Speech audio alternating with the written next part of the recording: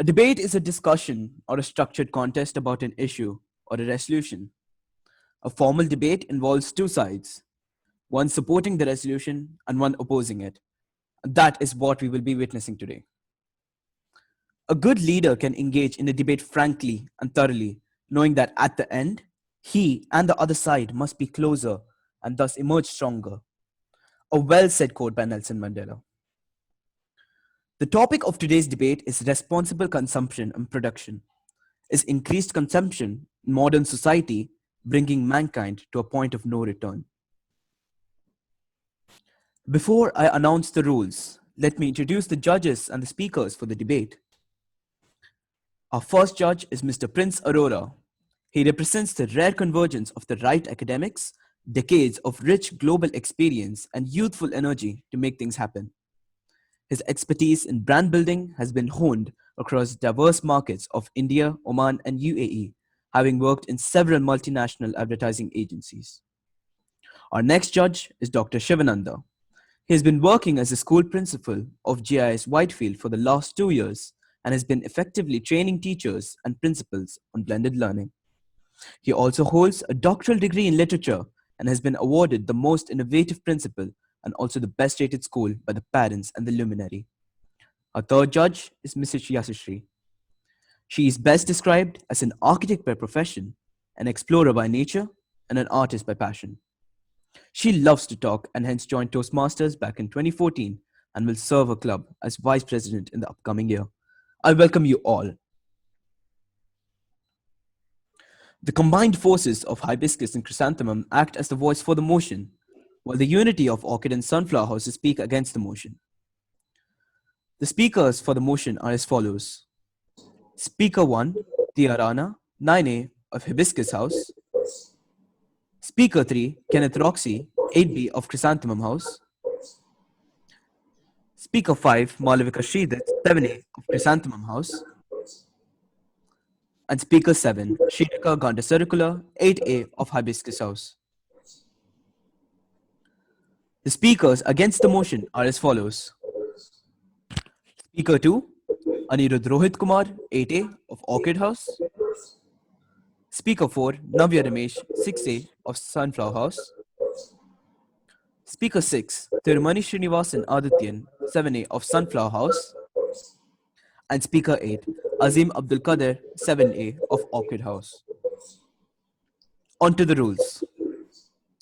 Each speaker is allocated 3 minutes to speak. A short bell will be rung at the 2-minute 30-second mark, and long bell will be rung at the 3-minute mark to indicate the speaker that time has run out.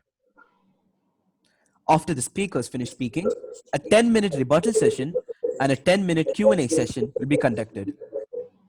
The entirety of the debate is limited to 1 hour. Best of luck to everyone.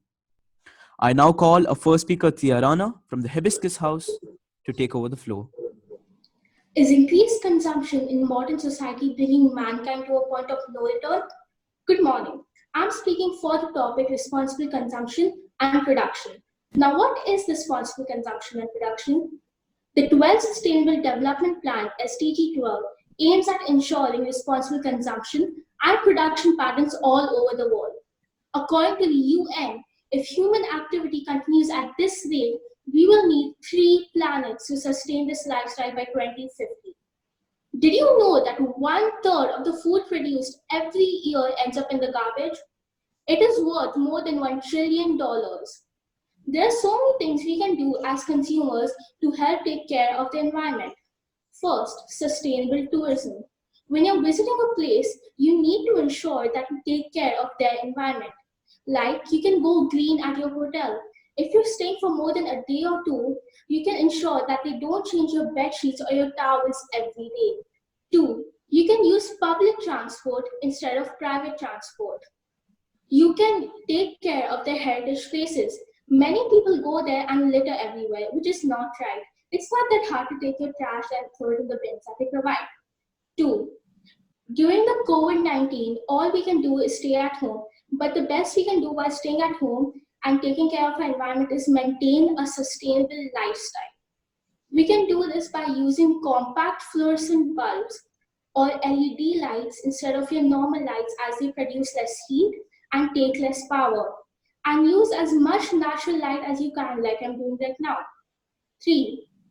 Limit your shower time to 5 to 10 minutes every day so that you don't waste water.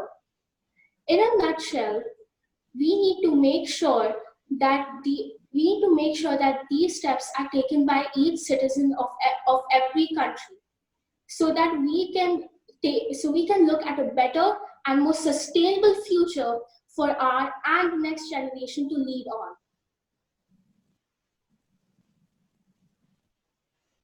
Thank you. Thank you, Tia. Now I call our second speaker, Anirudh Rohit Kumar of Orchid House. Can everyone hear me? Yes, you're audible. Okay. Good morning, everyone. My name is Anirudh Kumar of GIIS Dubai, and I will be speaking against the idea that increased consumption in modern society is bringing mankind to a point of no return. Consumption. What does this word mean? Consumption is the action of using up a resource. Well, why do people think increased consumption is bringing mankind to a point of no return? People say that the more we buy, the more demand there is, and so more production. For example, plastic is in high demand, and so there's a lot of production. Plastic is very easy to make and is very cheap. Therefore, it is in high demand. But plastic takes years to decompose, and while decomposing, they release harmful toxins into the earth which damage the soil. And that's not all. Many animals think plastic as food and so eat it. And this plastic, when it's in their stomach, it damages the organ, and therefore kills the animal. But at least that's what people who are for the topic think. Well, why is increased consumption beneficial? The first thought which comes to my mind is the economy.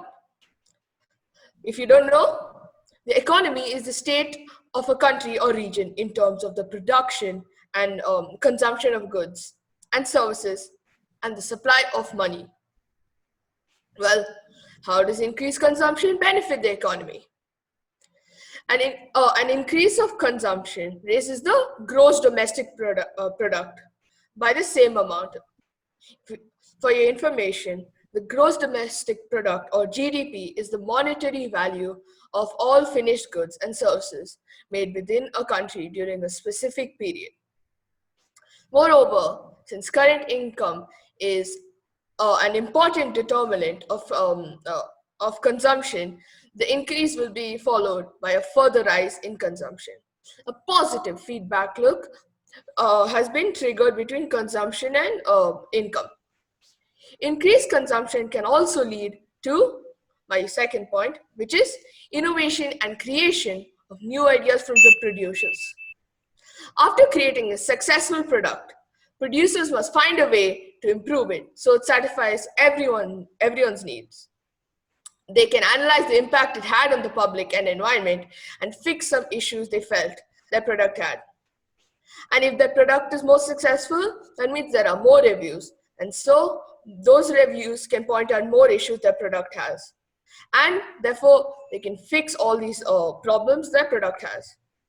And they can modify their new product in such a way that it is both safe for the environment and the public.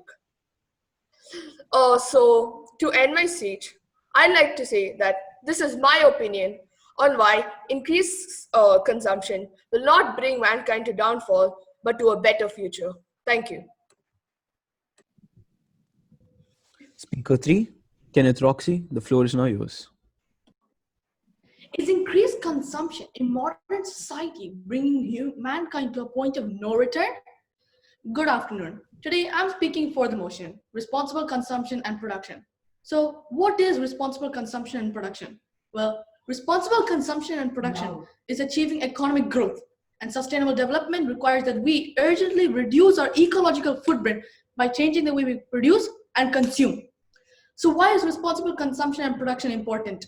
Well, SCP, sustainable consumption and production, is important because we humans are using the earth, as if it had infinite resources, but no, it only has finite. Other living beings also rely on this planet for its basic needs, but for air, water, shelter, etc. But our consumption and production pattern is problematic. Some major problems we humans are facing because of overconsumption and production are, firstly, not a million, but 1.3 billion tons of food is wasted every day, while almost 2 billion people go hungry or undernourished. Secondly, globally 2 billion people are obese or overweight. And lastly, only 3% of the world's water is fresh, and we humans are using it faster than nature can replenish it. So how can we implement responsible consumption and production? Well, as a consumer, we can change small things in our daily life to achieve this. Like we can switch off the lights and we consume less energy in our daily life. We can also use less water and take less time in the showers. We should also make sure to recycle plastic water bottles and reuse glass water bottles. As a producer, they must take action in producing items with less resources in an effective way. They must also make sure to use less chemicals and less GMO. And most importantly, they must be economists. So we can also live a sustainable lifestyle. So what is sustainable lifestyle? Well, sustainable lifestyle is that we, as an individual, trying to reduce the use of our Earth's resources in our daily life. It is often called as Earth harmony living, not zero living. What is sustainable tourism? Well, sustainable tourism is the concept of visiting places as a tourist and make a positive impact on the environment, society, and for example, we can live in a more equinest area, try to visit more eco-friendly tourist attraction, and we should make sure not to litter in our area we're staying in, and most importantly, reduce our carbon emission footprints. For overall, what I'm trying to say is that we humans are using the planet as if we're the only living creatures. But no, that's not the case. There are millions, billions, maybe even trillions of creatures who live on this planet and depend on this planet. But we humans don't see that. So as a consumer, we must challenge ourselves to step outside of our comfort zone and help the environment. So I hereby stand for responsible consumption and production. Thank you. Speaker 4, Navya Ramesh of Sunflower House, the floor is yours. Hi friends, my dear teachers and judges. I'm going to talk how much returns we get due to increased consumption. I will tell you a famous quote before I start some examples. Necessity is the mother of all inventions. It means no innovative solutions without the demand. Let me tell an example. Let's tell on current situation right now. We all are stuck within the four walls, but we are close to each other. But why? Due to the internet connection. We all are experiencing the quality of the internet is improving day by day. But why? Due to the increased demand. My next favorite example is laptop. Initially, laptop was restricted to use only in offices and it was very expensive.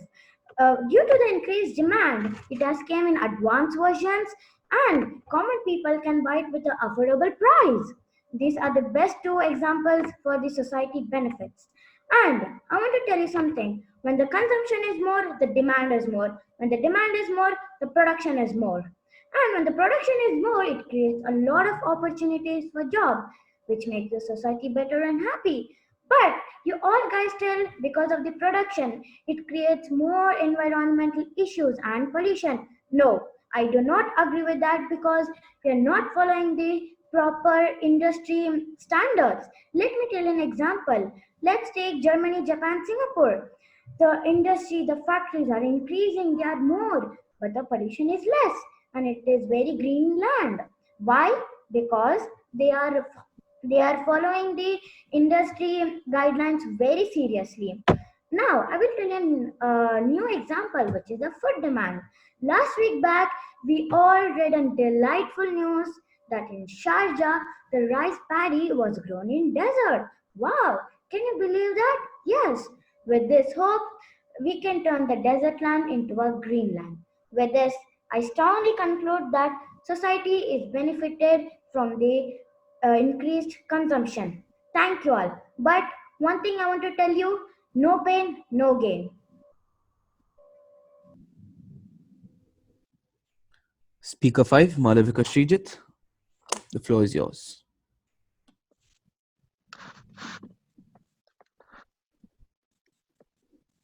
Am I audible? Yes, Yes. please proceed. Okay. Good afternoon, everyone. I will be speaking for the topic. Jared Diamond, a famous American geographer, historian, and anthropologist, once stated that the biggest problems facing the world today are not all beyond our control. Rather, they are all our own making and entirely in our power to deal with. Consumption and production is driving force of a global economy which rests on the use of natural environment and resources in a way that it continues to have destructive impacts on the planet. Economic and social progress over the last century has been accompanied by the environmental degradation that is endangered by the very systems of our future development. Indeed, our very survival depends. The COVID-19 pandemic offers countries an opportunity to build recovery plans that will reverse current trends and change our consumption and production patterns towards a more sustainable future. Sustainable consumption and production can also contribute sustainability to poverty alleviation and transition towards low carbon and green economies. The current crisis is an opportunity to produce systematic and shift to a more sustainable economy that works for both people and the planet. The emerge of the COVID-19 has underscored its relationship between the people and the nature, and revealed the fundamental tenets of the trade we often consistently face. Humans have unlimited needs, but the planet has a limited capacity to satisfy them. We must try to understand and appreciate the limits to which humans can push nature before the impact is negative. Those limits must be reflected on our consumption and production patterns. COVID-19 can be a catalyst for a social change. We must build back together and transition our production and consumption patterns towards a more sustainable practices. The most important natural resource is water.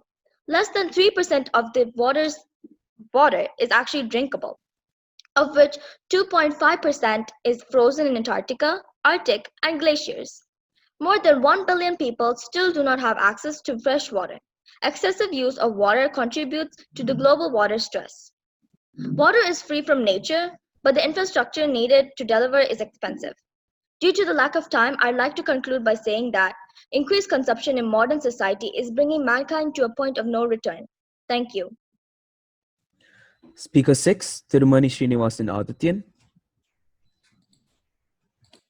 Am I audible? Yes, please proceed. Is increased consumption in modern society bringing mankind to a point of no return? I won't accept to what my friend Malvika just said. Good morning, everyone. I'm going to speak against the motion. Humanity is facing number of several global crises in the early 21st century, whether it will be growing ecological overshoot, worsening climate change, widespread deprivations, and the unmet human needs, an increase in inequality and social exclusions. Each of these situations has the potential to trigger social unrest. These wicked problems need to be understood and addressed in a comprehensive fashion, reflecting their systemic nature. These challenges are associated with society's consumption and production of goods and services. The ecological crisis, overuse of natural resources, pollution, and disruption of the planet's natural process is the direct reflection of what get produced and consumed. And in what amounts?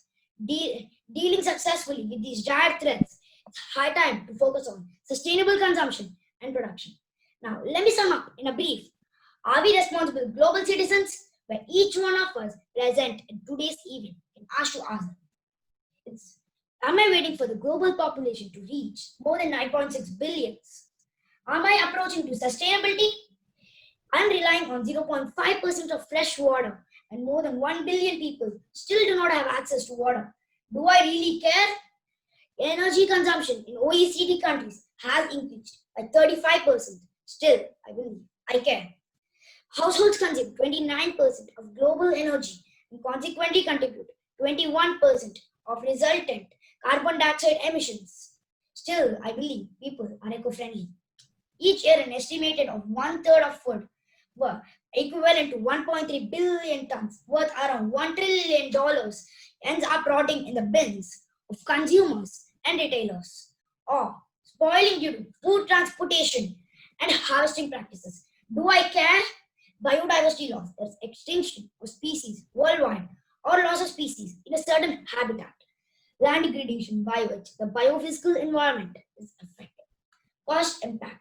Because of mild consumption, a lot of cost has been increased and mankind is facing a lot of economical issues. Give all these issues a thought. Now wake your consciousness where we lie.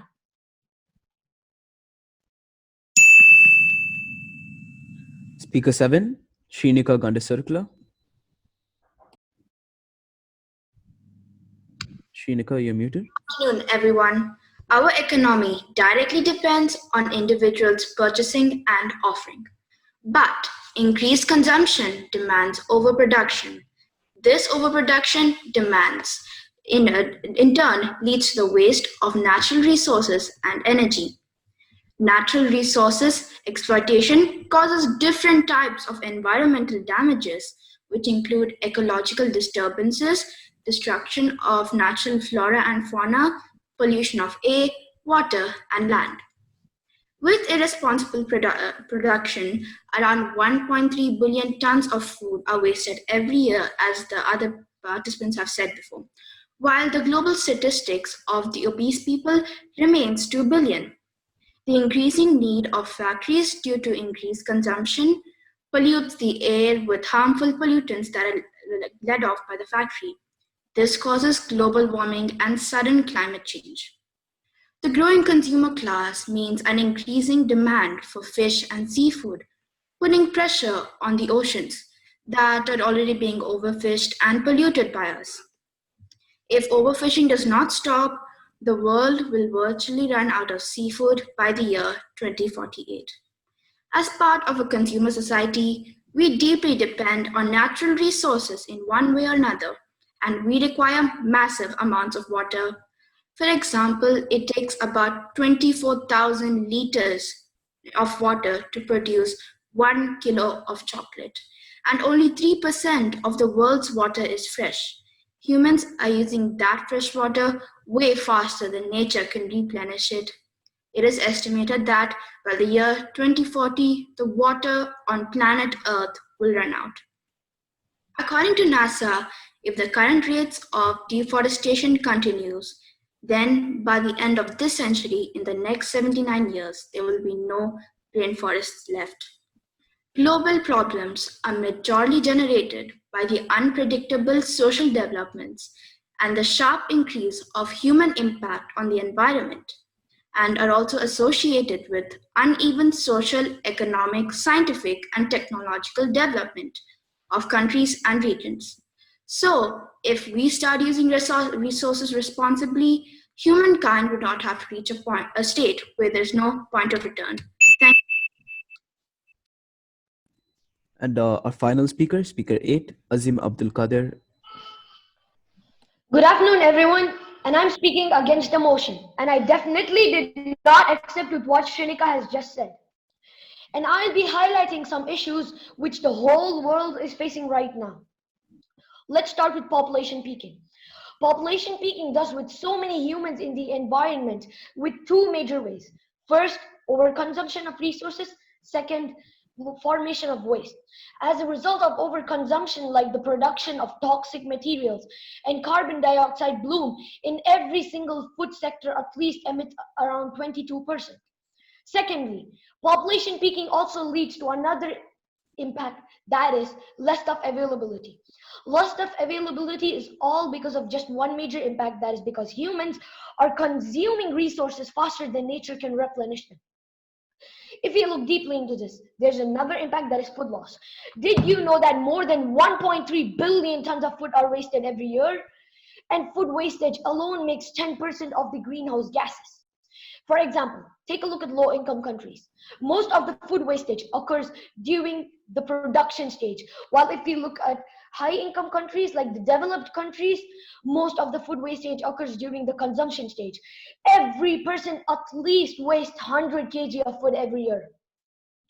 and this leads to another impact, that is biodiversity loss.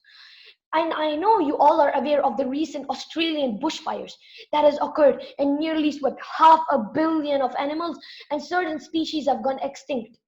And what was the cause of the bushfires? That was another impact, that is climate change. Even the goal of Paris Agreement was to ensure that global temperatures didn't rise over 2 degrees Celsius, because if it hit that point, we'll be more likely to face the worst effects of climate change, including severe storms, extreme heat, droughts, fires, etc.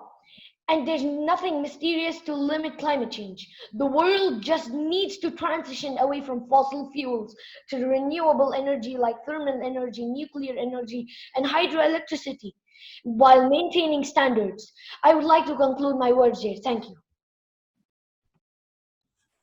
Thank you, speakers. The floor is now open to the 10-minute rebuttal session, followed by the Q&A session. Can I have a Okay. raise of hands to those who would like to speak in the rebuttal session? May I please start the rebuttal? Can I? Okay, fine. Please raise your hands and I will announce the order.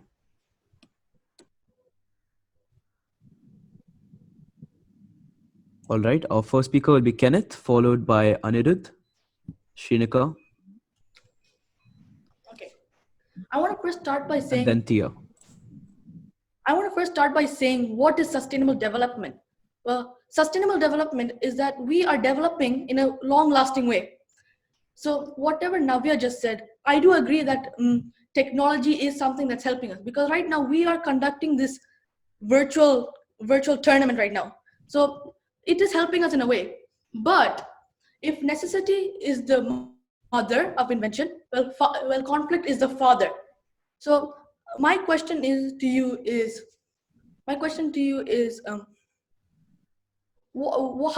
how is this technology really helping us in this responsible consumption and production way? So you're trying to ask that how internet is helping us? Yes. See, internet, because of internet only we are able to do the virtual class, and we can complete our education because of internet, right?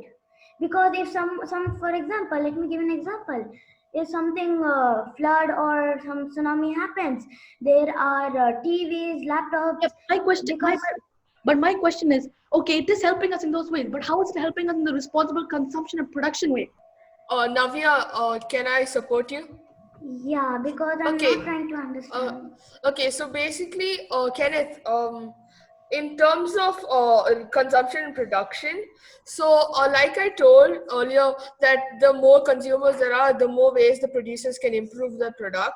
So now currently, the internet, okay, earlier, like, yeah, we used to not really take it as, we didn't need it as much as now, okay. So like, the services wouldn't be like as cheap or good, but due to the current situations, producers have realized like what's going on, and they realize that, okay, if I now make internet prices cheaper, then more people come as they want to stay connected and all. Yeah, but Navya also said that internet is growing at a rapid rate right now. Yes, it is, Yeah. but it is not that good for it to grow at a rapid rate. Recently, about the pandemic, our Earth from 2,000 years ago till now has been going into the future in a rapid rate. It's been like faster internet, 5G, 4G. It's been going forward and forward in a fast way. But this one pandemic stopped the Earth, and now it's not even going forward. It's stuck in one place. See, I actually have to object to that. Due to the pandemic, I feel, at least in my opinion, and I have seen all this growth, that thanks to this pandemic, many people have now proposed more solutions. Like what you say, there have been more ideas and more development in technology than any year before this. Because see, considering the current situation, we're all stuck at home now, so now we're all finding ways to improve, like what do you say, meetings at home, or like what is meetings at school, or things like that, okay. So we're trying to improve our way of connecting with each other in like, and this technology is going rapidly. I don't know if you know, but then people have already started on, what do you say, kind of like a hologram way of communicating with each other, because like so like I think you get what I mean, right? So in short form, you're trying to say is that this COVID situation and increased consumption is bringing the much needed innovation to technology and Yes, ways of yes. communicating. I have a And question for wait, Can I ask a question to Shrenika? Yeah. Like I found an error. Like not only obesity is not just happening from people who are consuming. It may happen even by habitual activities, or maybe they don't exercise. Not just from I like think consuming. like obesity is like one point of increased consumption and irresponsible consumption. There are also many other different ways obesity is caused, like not lack of Yeah. exercise and activity. okay. Before we Now, continue, can I ask a okay, wait 1 minute. 1 minute. Okay, I just like to say that these are the general points I got from all of you who are like with the motion. Like you are also. So this is generally what I feel what you guys told. So obesity, wastage of food, sustainable tourism. There's a destructive impact on the planet, overproduction, ecological disturbances, pollution, and overfishing. Am I right with all those? Yeah, but wait, I have a question for Anirudh and Navya. So, Navya, I remember you mentioning that some countries like Singapore, for example, are not that polluted. They're using resources responsibly. How do you think that other countries will start follow the guidelines of responsible production and consumption and not wastage? For the Sorry, obvious, I want to ask a question to Malvika. Order, order, How order. can you Please manage stick to the order. okay, Okay, fine. I suppose, yeah, yeah. So, I'm sorry to. Okay, okay, I'm yeah, sorry. yeah, Navya. I'm sorry to interrupt, Anirudh. Shrinika, can you please tell me one more time because there was some disturbance? I'm so sorry. so you mentioned that countries like Singapore are using resources responsibly, and they're like they're not having so much pollution like other countries. And so, how do you think that other countries will be able to follow the same guidelines and not cause that much pollution by overproduction? And follow, yeah, how do you think other countries will get to do that? Like I told some examples in Singapore and why because myself I was living in Singapore and I witnessed that in a drainage the live fishes were there. It shows that it was they are following this industry guidance very seriously. But as Yes, developing yeah okay as yeah. developing countries in developing countries the Yeah. I have realized that the production is all less and but the pollution is more. Yeah, So Navya. So I think you're just saying that they've incorporated nature with their actual city lifestyle. And all. Yeah, yeah, continue, continue. yes, Yeah. that's all. Okay. So, Shrinika, I just like to not only Shrinika but also to everyone who's with the topic. You guys said that obesity is one of the problems. I don't know if you know, but many fast food restaurants have slowly been incorporating like more healthy meals and all, like including more vegetable salads, and just generally I want to incorporating meals. ask a question to Malvika. How do Tirumani, you manage your food? How do you manage your food consumption? How do you please support your answer? Tirumani, please. I'm sorry to interrupt, but my question is for Anil. How do you think that I would like to advise all the speakers to not interrupt yeah. each other's speeches. Yeah, so like I told that based on reviews from consumers, producers improve their products and all. And I just don't mean like your iPads or iPhones. I'm talking generally for everything, like your living style, your food, basically your public services. So I'm saying that obesity is a problem being tackled. Okay, fast like most obesity comes from fast food now. So now they're really trying to incorporate more healthy meals into the food and all. So that's one of the what do you say? One of the real life examples on how increased consumption is actually benefiting mankind. Even I have a question for Kenneth. Even Kenneth was saying like Can we please maintain the order which Yeah, Gokul had mentioned earlier? if I'm right, Srinika can ask now. No, I asked. I'm finished with my comments. And then Tia can ask. Yeah, I remember you saying that plastic is a blessing. So how do you think that plastic is a blessing? I Because never according told to Okay, I can finish your question. Would like Yeah, everyone to plastic mute takes their 400,000 mics, to please. decompose, and it has a large effect on animals and plants and all. No, I'm saying that, see, I get the plastic example from your point of view because I also am normally with the thing that yes, increased consumption is bringing mankind to a downfall. I'm saying that in the eyes of, say, someone who's speaking with emotion, okay? But then I am showing so after giving that example, I'm showing how consumption leads to more production, okay? And now we're seeing how I'm sorry, speakers. That is it for the rebuttal session. Judges, the floor is now yours. It's all yours for the Q&A session. Feel free to ask the speakers any questions that you have in mind. Keep on shouting. Yeah, Dr. Shivanand here. Shivanand, you're really doing well. Your skills are really appreciable, and the research you have done to present is really marvelous. Organizer, can you tell me, should we ask in person or generic? Anybody can be chosen to answer. You can ask anybody in mind, sir. Okay, so I'll throw it open. See, I heard most of you talking about the world. I want you to speak the place you live, Dubai. Dubai has free energy. I mean, power generation is not very difficult.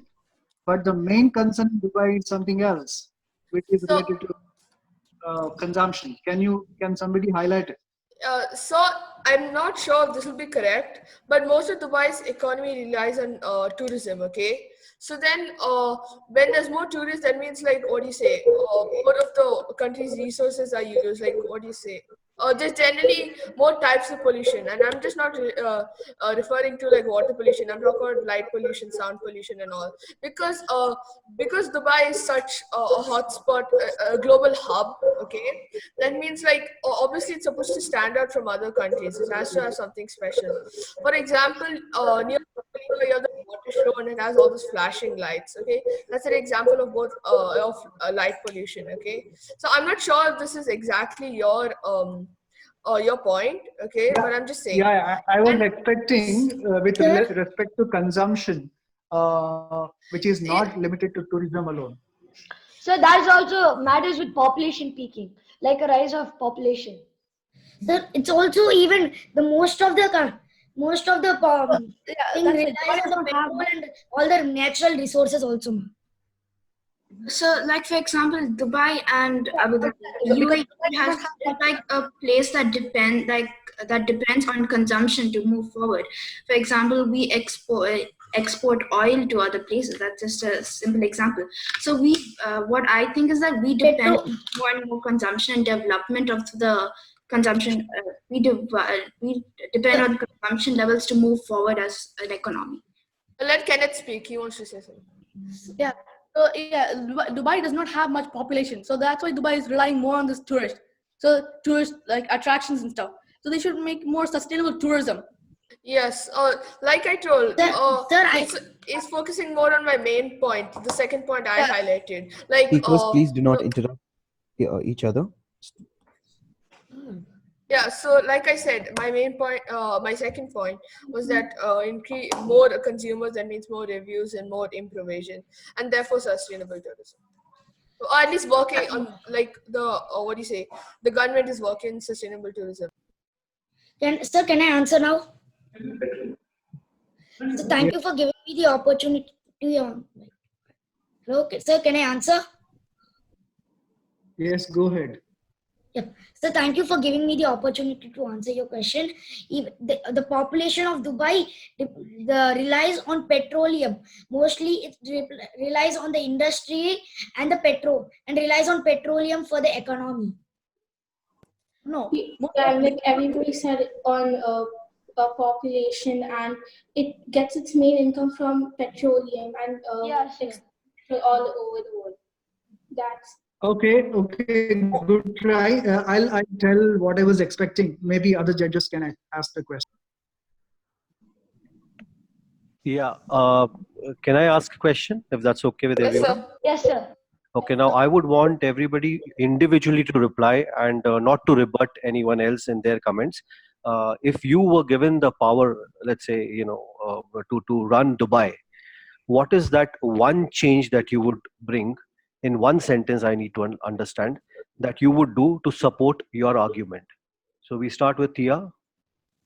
So maybe if I was in Dubai, since Dubai mainly focuses on petrol and tourism, one thing I would do is make more job applications, like bring something else other than tourism, because that is the main hub.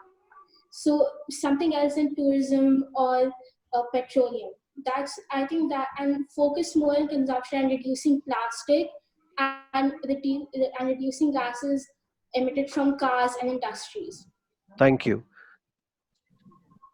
Uh, Can I say okay, one point?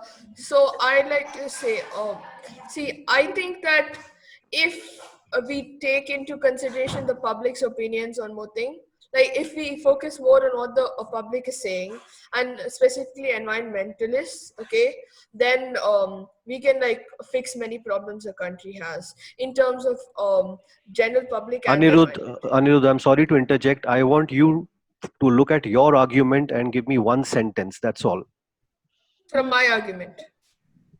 If you were for it or if you're against it, to the question that I've asked, if you were given the power, what will you bring? One thing that you would do. Okay, I'll just think on that for a bit. Sir, may I answer? Can I say? Shrinika, please proceed. Azim, you'll be According over. from my point of argument, I would start conserving natural resources, as Dubai is a desert, and it has really scarce water. So if we start conserving water and prevent the use of plastic. But I'm not saying that we can totally stop the use of plastic, but slowly start changing into biodegradable plastic or cotton bags. It would be healthier for the environment and also more useful for the economy. Yeah, thank you, Shinika. Okay, sir, can I answer? So can I Azim, say? please proceed. Azim. Okay. So Dubai has worked a lot on all sectors. It just has to like reduce the usage of plastic. I think I've got my point now. So may I answer? I'd like, okay, fine, Kenneth answer. Yeah. If I was ruling Dubai, I would like to change all the lights in Dubai to solar panels.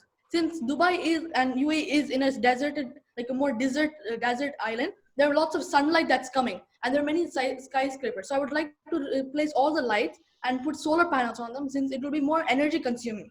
I mean, less energy consuming. Okay, Can I answer? I'd like to focus on general innovation of new ideas.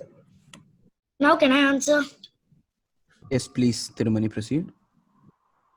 Actually, if I was given the power to rule Dubai, I would have developed the water sources in Dubai, and also we like as many there are many problems because of which many people are losing like the natural resources of Dubai. Like for example, because of extra global warming, there's a lot. In summer it's too hot, and once it's winter, it's more colder. So because of this happens because of global warming, and I would like to decrease the global warming by making by doing electrical cars and etc. Thank you for giving me the opportunity to answer the question. Thank you, sir. Okay, now. Sure, proceed, Navya. Yes, sir. Actually, what I told that we can convert the desert land into a green land with the help of Korean's technology. You know, I told in Sharjah there were rice paddy was grown. So yeah, I would make the all the desert into a fertilizer land and a green land. So that's me. Is there anyone else left Azim. that wants to answer? Sir, I would like to answer. Yes, please proceed, Madhavika. So I would request like everybody to use public transports more, so that we can conserve more. So it's really helpful for the environment too. Is that all the speakers? Ma'am Yashashri, do you have any questions to ask our speakers? Yeah, I just put this question open to answer. Anyone you can pick and choose from your team, one for the for and one for the against. If at individual level, this right now you spoke about the government or the more public level, the changes that you can get. So I want to know what that one change will be, which you would start right from your home, which you feel will make a difference in getting the responsible consumption and production. So Using more jute bags. The for and the against side, please decide one speaker from each one side. speaker will be from the first side. Yeah. Sir, may I answer? Yes, Yeah. Kenneth. I say to have a proper sustainable consumption and production, we should try and buy more organic things, since when you're producing with organic, it's not hurting the environment in any source of way. And after that, for sustainable consumption, we should make sure to consume less, not only in eating, in other ways, like you turn off the light when you're not using them. Maybe take short showers, like I said before in my speech. We have to make sure to if you're use less plastic, and if we are using plastic, make sure to recycle it. Yeah, and like using more jute bags and using less plastic or something like that. Okay. Someone from against the motion? Yeah. So you're saying an individual change, right? Yeah, at individual level. So as I feel that seeing how successful plastic bags are and how cheap they are, we know that there are many alternatives. Okay, so then if I'm right, there is an organic plastic. It was made by Henry Ford. So I feel that I'll try to like what you say. If not me, just a general society, we try. My question is specific to you. If you were supposed to start that change at home, how will you do it? I don't want at the society.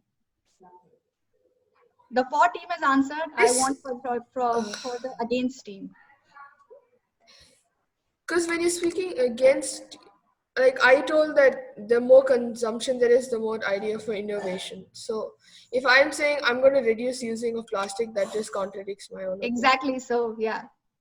If there is anybody else who would like to answer from your team, please. Ma'am? Yes, please proceed, Navya. Yeah, what Anirudh tell, actually, I agree with that. Like I told, no innovative solutions without the demand. So if people, ma'am, don't start buying plastic and all, the production will go down. The production, oh God, no one is buying from us like this. But when the plastic is we are consuming more, the production will be, oh no, they are doing environmental problems. We should do some innovative solutions. We have to do some technology, some new ideas for it. Then they will do like that, ma'am. Okay. But we have to come up with some idea. Exactly. If you have that innovative solution, because I am sure you guys have researched a lot and you must have come up with some solution. So I was very curious to know about that solution if anybody has. Otherwise, it's okay. Ma'am, I just have some technology which can decompose that plastic, ma'am. Can I tell? Okay. Yeah, please. Ma'am, I researched that in some technology which is called the mutant enzyme, which can decompose the plastic very soon. Hopefully, it is coming soon, ma'am. Okay. Ma'am, we can use it and then we can just recycle it or reuse it or use it for another purpose.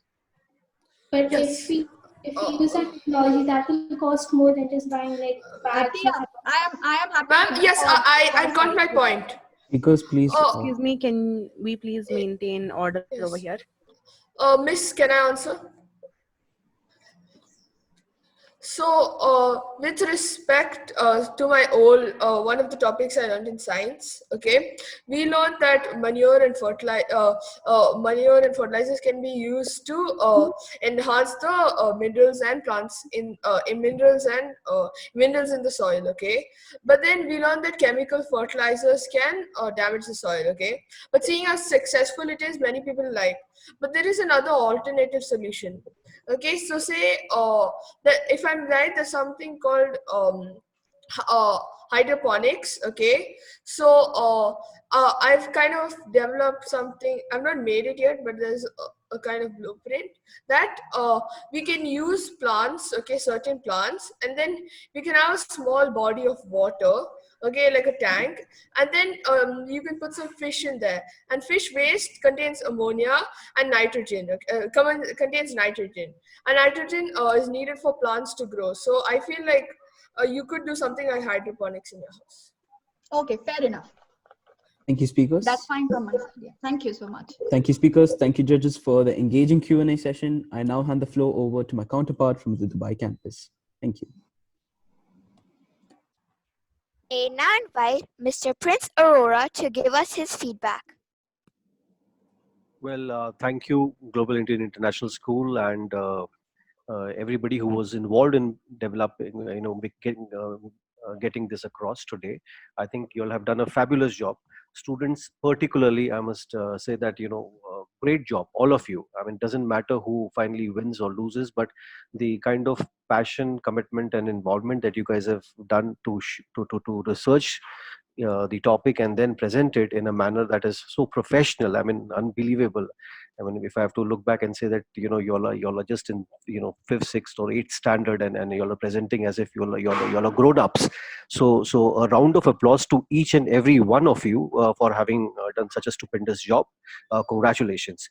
And I think it was great, and it was quite an interesting experience for me to have had the opportunity. I have learned a lot. So I mean. It's been the other way around. I would say that I have learned a lot from you guys. I wish you all the very best. I think what's very important is whenever you guys participate in any kind of competitions like this, whether you win or lose, if you are able to improve yourself for the next one by looking at what others are doing and where you need to improve, I think that's the biggest takeaway each and every one of you can take from this particular event for your own self. Because at the end of the day, you're competing to make yourselves better. It doesn't matter whether you come first or second. So all the very best, and God bless you all. Thank you, sir, for your kind words. May I now invite Dr. Shivananda to address the event. Thank you. Continuing what Mr. Prince said, the very event is a great platform for the budding talent to get get exposure and grow. What I observe is we are prompted to think globally and see bigger picture. As one of the judges pointed out, we should think specifically and locally because that is going to have a bigger impact. I was expecting, some answers from you. How do you reduce chlorofluorocarbons emission in Dubai and many other Middle East countries wherein you don't have dearth for energy? Because power generation happens as a byproduct of your oil extraction. The main problem is how do you reduce the use of ACs, or how do you find alternative? I think many countries, many Middle East countries are investing in that. And one of you pointed out about Sharjah. They are trying different technology to grow paddy. So we need to invest our time and energy. And I do not believe that you're too young to do it now. We have seen students at young age of 10, 11 investing themselves in innovation and coming out with beautiful solutions. And kudos to GIIS teachers and the management for bringing out this idea and connecting everybody on a virtual platform, and a fantastic job done by all of you. Again, my keyword is think locally, specifically what you can do. And please do not think that you're too small or too weak to do it. You can do a great job and you have been doing it. And I wish to see such innovative solutions coming out from you in the near future. And there are a lot of support available either from parent side and teacher side or from the government side for young minds like you. Wish you all the best. Thank you, sir, for your kind words. May I now invite Ms. Yashashri to share her thoughts with us. A very good afternoon to one and all. And it's really a honorable thing for me to judge you all dynamic students today. I believe that the art of communication is a language of leadership, and I could see all the leaders, the rising leaders today in this platform. You all were excellent. The confidence and the enthusiasm and the research that you all had done was simply commendable. And you guys have given us a difficult task because the topic was quite challenging, the need of the hour, and you all have done a great job, I must say. And keep your spirits high, and we are going to see you as the future leaders very soon. All the best to everyone. Thank you so much. Thank you, ma'am, for your kind words. May I now request the Abu Yeah, Dhabi Master sorry, of Ceremony to take over the event. just a minute. Just a minute. This is Dr. Shivanand again. One point I want to bring up again. Some of you, I think, got confused with your for against role. Those who had taken the role of speaking against the motion, you had many points for the motion. So it was very difficult for me to, I believe for other judges also, to I decide completely whether you were agree. Agreed. speaking I for, completely agree. Against was a yeah, bit difficult one too. yeah, because it was not easy. Maybe you got confused. You Absolutely. were speaking for the topic.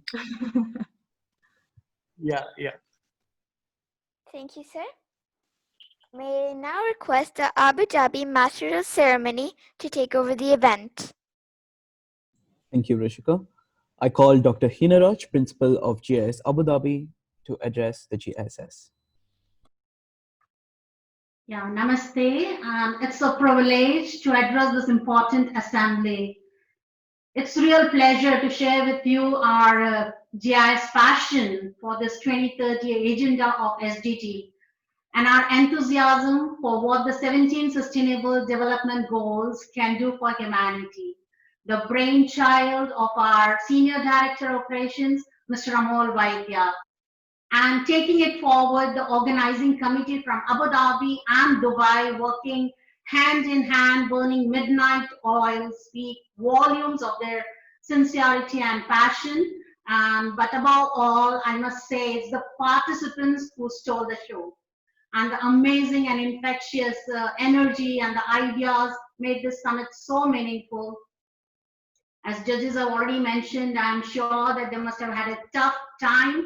Uh, it's not easy, I know, to be on that judgment scale. And Saturday morning, now afternoon, couldn't have been better with such enthusiastic young leaders on the floor, brainstorming ideas and vexing eloquently the ideas on preserving and conserving resources. I'm sure few ideas from here will bloom and flourish in some meaningful and sustainable projects in time to come. So if I like the idea, of course it is mine, no doubt. Such platforms help us pool the best of the resources and make a think tank. Uh, we live in a world where acute poverty and destitution coexist with extreme wealth. 1 in 8 among us live in extreme poverty, and 2 in 5 with access to adequate sanitation, and rates of maternal or child mortality are unacceptably high. And millions of our children are out of school, and many women and girls are still deprived from equal opportunities. So equity of access is also a concern. But as rightly put by our chairman, Mr. Tulkemonikal, that not only such summit align with schools' educational values, but it also offers students to altogether experience a new culture in an immersive learning environment. And participation in such global student summit will help students strengthen their leadership and develop global competences, including self-awareness, the communication, team building, embracing diversity and differences, and much more. So as a global community, we face an array of global tests, and these tests boil down to the fundamental challenges of making enlightened decisions today and tomorrow, which will place people and planet on our course for better future. So it's a matter of course, personal conviction that just one person, as Dr. Shivananda rightly put, that one person or even their family or community may seem too small to make a difference, but it couldn't be further from the truth. Everyone's contribution inspires hope. So thus we sincerely hope that of launching this Global Student Summit will deliberate all the different facets of SDG and come up with the best course of action that would lead to a better future, healthier and a merrier world. We wish all the great success. And lastly, I would say it is children participation, which is very important.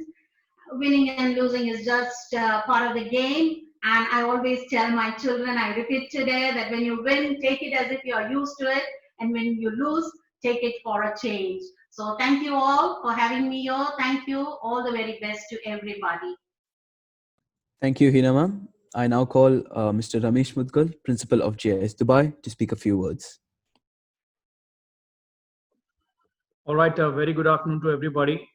First of all, I would like to thank each one of the judges right from the morning event that we had.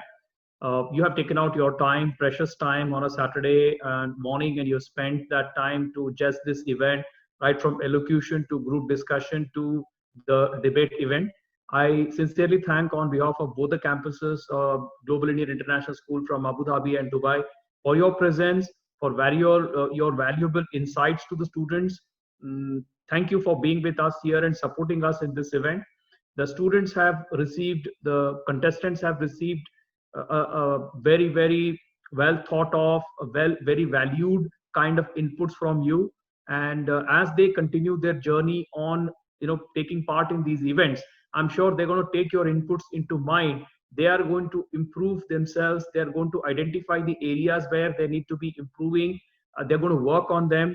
So there is a lot of work for the contestants, I'm sure, based on your feedback. So I would like to thank you all once again for being with us here. That is the first point. Second point is I would like to thank our chairman, Mr. Atul Temurika, for taking out his time, very, very busy schedule. And he has addressed all of us here, and especially the students. I think it's the points that he has covered are very pertinent, absolutely aligned with the SDG 2030 goals, the theme, which is actually the theme for this event, the Global Student Summit. So thank you, sir, for addressing all of us. The third point I would like to point out is the students themselves. I'm sure your parents, your brothers, your sisters, they must have kind of helped you in preparing. You yourself must have listed out certain things. You must have done a lot of research. You must have probably stood in front of a mirror and then practiced how you are delivering it, how you are timing it. So very interestingly, I could actually, especially when there is a time-bound event, we generally tend to see that the students don't stick to the timing part. But in this event, I could see that majority of the students, in fact, almost all students were able to stick to the assigned allotted time. That's a very important discipline factor that we need to, because in many competitions, that adhering to the timing is also going to be one of the criteria of assigning scores. So that's a very important learning that you all have demonstrated here. And all of you have spoken with confidence. Of course, some were not very forthcoming, but I'm sure, over when you take part more and more, when there are more and more opportunities created, whether it is at the inter-house level, at the school level itself, or at the inter-school level, or within different campuses or beyond the boundaries of a country. So I'm sure GIIS offers a whole lot of opportunities for students to be part of this global student exchange program also. So students, definitely being a competition, there is going to be some students who are going to be announced as first, second, third prize winners. That's part of the event, and some of you may be disappointed. So simple fact is, disappointment is also part of life. We all need to learn to live with this disappointment and to overcome the disappointment and figure out that we have certain things to implement. So we implement them and we improve upon. Now, my next fourth point that I would like to put forward is my sincere appreciation to the organizing committee. You have done a fantastic job. It's been absolutely fantastic. I can, I'm aware of the amount of time and energy that you all have put into this event. The preparation right from the beginning has been absolutely meticulous. So I would like to take the name of Ms. Alka Yadav, Ms. Jaya Ramesh, and Ms. Merlin.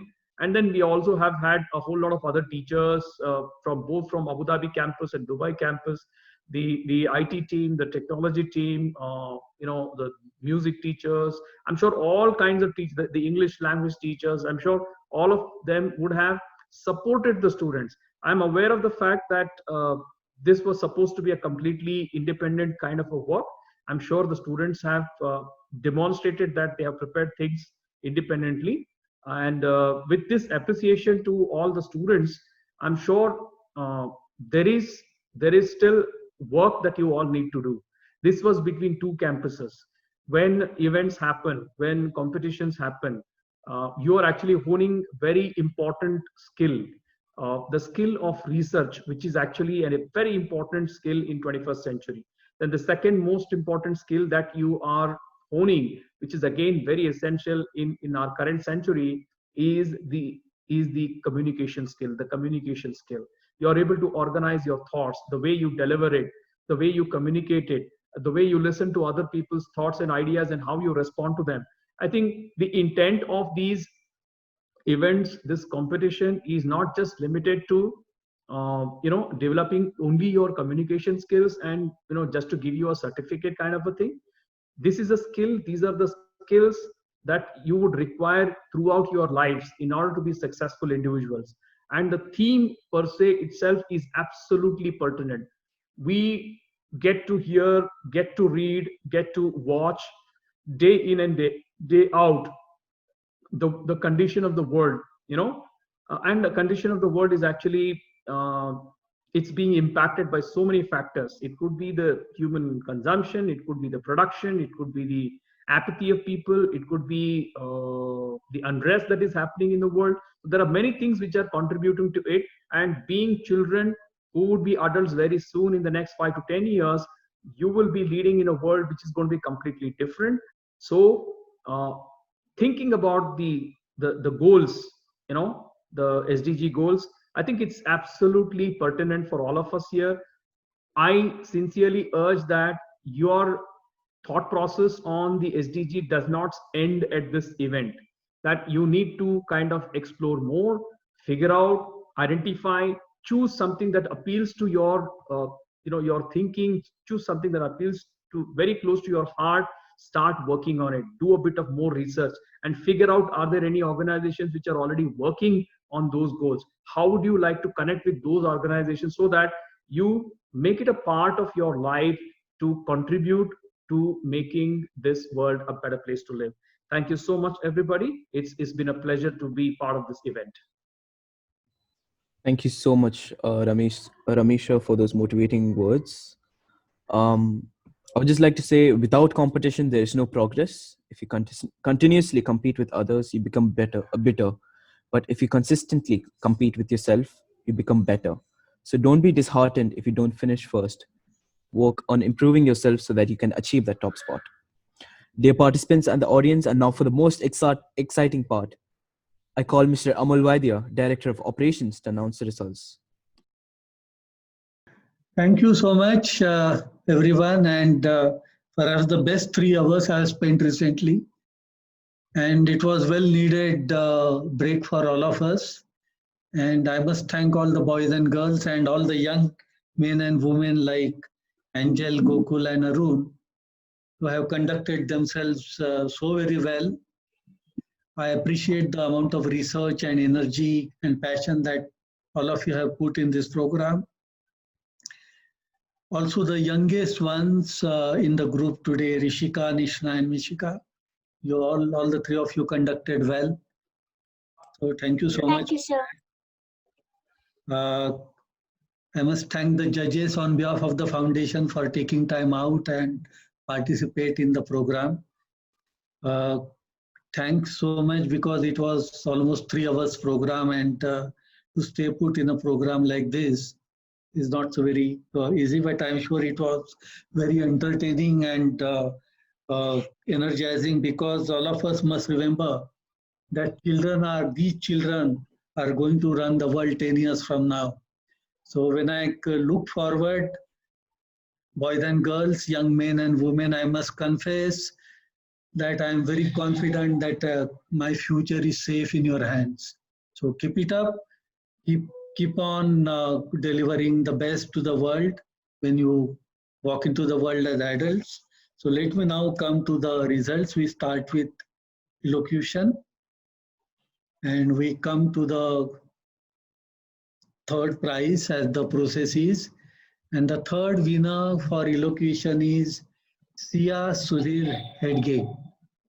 So congratulations to you, Sia. Well done. Let us all clap for her, guys. Okay, second prize winner for elocution is Amina Afzal. So congratulations to you, Amina. Good work done.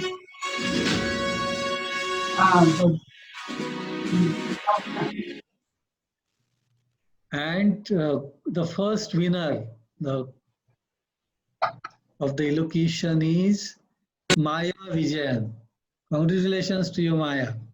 Okay, let me move on into group discussion. The third prize is won by Sivajit Krishna. Congratulations to you, Sivajit. Thank you, sir. Second winner is Ferdinand Dosan. Congrats, Ferdi. Good work. Very nice. And of course, the winner is Manasvi Bafna.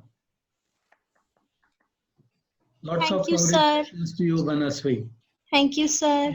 All the three of you were very nice.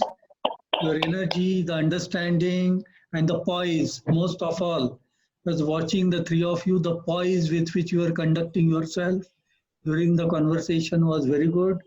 Thank you, sir. Listening, your responses were very balanced and poised. Good work done. Let me now come to the debate. I'm told the debate winners were very difficult to collate. So for the motion winner is Srinika. So she, by the way, earned 41 points. So congratulations, Srinika. Thank you, sir. Against the motion was the best speaker was, best debater was Navya Ramesh. Again, I must mention here Navya and Srinika, you are very balanced and full of poise. That's the sign of a good speaker and also the sign of a good listener. Keep it up. And the exceptional debater award goes to Kenneth Roxy.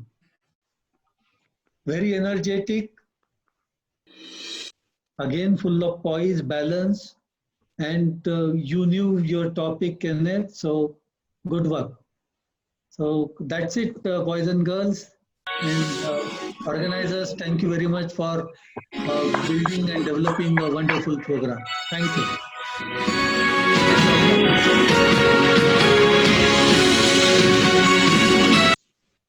Thank you so much, sir. I'm pretty sure everyone is psyched because of the results. I now call Arun Nachipan to propose the vote of thanks. Peace cannot be kept by force. It can only be achieved by understanding. The galaxy of intellectuals invited guest, Mr. Atul Temarnikar, Chairman and Co-founder, Global Schools Foundation, Singapore, Mr. Kaustu Bodankar, Deputy CEO, Mr. Rajiv Katyal, the Deputy COO, Mr. Prapula, Group Finance Controller, Mr. Amol Vaidya, Senior Director Operations, MENA Region, Mr. Harjesh Singh Kaushal, Director Finance and Business Development, MENA Region, the most venerable judges, Honorable Principals Dr. Hina Raj and Mr. Ramesh Mudgal, beloved supervisors, Ms. Jaya Ramesh, Ms. Alka Yadav, Ms. Merlin Maria, respected parents, teachers, and my dear friends. Pleasant afternoon to you all. Reach high for stars lie hidden in your soul. Dream deep for every dream that leaves the goal. We, the global community, have realized the significance of building future leaders to lead the dynamic world we are living in. Despite the harsh difficulties, we are here to ensure a better future. An event like this cannot happen overnight. The wheels start rolling weeks ago. It requires planning and a bird's eye for details.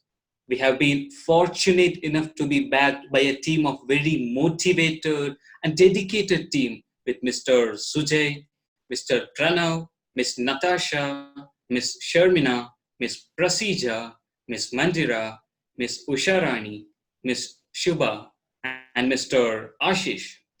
Today is a special and memorable occasion that we all will remember and cherish for the year ahead. I am privileged to and overwhelmed with joy to thank so many special people, especially our esteemed guests. I wish from the GIIS family that may the excitement of today enthuse you, may its enchantment surround you, and may the fellowship that we share create happy memories. I would conclude my words from Dr. APJ Abdul Kalam saying, all birds find shelter during the rain, but eagle avoids the rain by flying above the clouds. So it's our attitude that makes a difference. We as a team can make a difference and touch the skies of excellence. Once again, we express our gratitude to all the good hearts who have spent their precious time in making this event successful.